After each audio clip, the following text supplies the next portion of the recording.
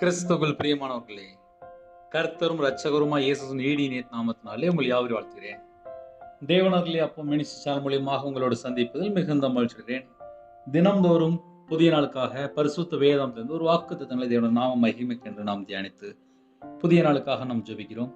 மத்தேயு சுவிசேஷம் 6ஆம் அதிகாரம் 33ஆம் வசனத்திலே, முதலாவது தேவனுடைய ராஜ்யத்தையும் அவருடைய நீதியையும் தேடுங்கள், அப்பொழுது இவைகளெல்லாம் உங்களுக்கு கூட கொடுக்கப்படும். ஹல்லேலூயா.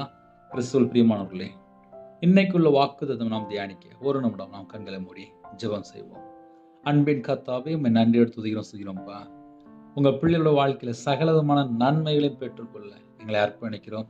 அடியேனை மறைத்து பரிசுத்த ஆவியானவர் நீங்க உங்க பிள்ளைகளோட பேசுங்க. இயேசு கிறிஸ்துவின் ஜெபம் பிதாவே, ஆமீன். ஹல்லேலூயா. கிறிஸ்துவுக்குள் பிரியமானவர்களே, இவைகளெல்லாம் உங்களுக்கு கூட கொடுக்கப்படும். கர்த்தருடைய பிள்ளைகளுக்கு தேவன் ஆசீர்வாதத்தை வைத்திருக்கிறார். நம்ம முதலாவது தேவனுடைய ராஜ்யத்தையும் அவருடைய நீதியையும் தேடும் போது இவைகளெல்லாம் உங்களுக்கு கூட கொடுக்கப்படும். கர்த்தருடைய பிள்ளைகளுக்கு ஆசீர்வாதம் இருக்கு. அந்த ஆசீர்வாதத்தை பெற்றுக்கொள்ள வேண்டும் என்றால் நாம் நீதியை பின்பற்ற வேண்டும். கர்த்தருடைய பிள்ளைகள் தான் முதலாவது தேவனுடைய ராஜ்யத்தையும் அவருடைய நீதியையும் தேடுங்கள். தேவனுடைய நீதியை நாம் தேடும் போதுதான் நம்ம குடும்பத்தை கர்த்தர் ஆசீர்வதிக்கிறார். காலையில் தூங்கி எழுந்துச்சோன்னே கையில் பைபிள் எடுத்து வாசிங்க. தேவனுக்கு பிரியமானபடி வாழ்ற கற்பனைங்க. கர்த்தருடைய வார்த்தைக்கு கீழ்ப்படிந்து வாழும்போது நம்ம குடும்பத்தை ஆசீர்வதிப்பார். கற்பனை கை கொள்ளும் போது ஆசீர்வதிப்பார். உண்மையா வாழும்போது ஆசீர்வதிப்பார். நீதிமானா வாழும்போது ஆசீர்வதிப்பார். தேவனுக்கு பிரியமானபடி பரிசுத்தமா வாழும்போது ஆசீர்வதிப்பார். அவருடைய வழியில நடக்கும்போது நம்ம குடும்பத்தை கண்டிப்பா ஆசீர்வதிப்பார். முதலாவது என்னோட ராஜ்யத்தையும் அவருடைய நீதியும் தேடுங்கள், அப்பொழுது இவைகள் எல்லாம் உங்களுக்கு கூட கொடுக்கப்படும். கர்த்தருடைய பிள்ளைகள் தான் இணைந்து இருக்கிறீங்க. தேவனுக்கு பிரியமானபடி வாழ்ற கற்பனைங்க உங்க குடும்பத்தை கண்டிப்பாக ஆசீர்வதிப்பார். கண்களை மூடி நாம் ஜெபம் செய்வோம். எங்களை அதிகமாய் நேசிகள் அன்புடன் இருந்த பரிசுத்தமுள்ள நல்ல தகப்பனே, உம்மை நன்றியோடு துதிக்கிறோம்ப்பா. புதிய நாளைக்கான கிருபைக்கு 1000 மடங்கு ஸ்தோத்திரம். முதலாவது என்னோட ராஜ்யத்தையும் அவருடைய நீதியும் தேடுங்கள் சொன்னீங்க. யாரெல்லாம் அதிக அளவில் இணைந்திருக்காங்களோ வேதத்தை தியானிக்க ஜெபிக்க கத்த கிருபை செய்யுங்க. உங்களுடைய சத்தத்துக்கு செவி கொடுக்க கத்த கிருபை செய்யுங்க.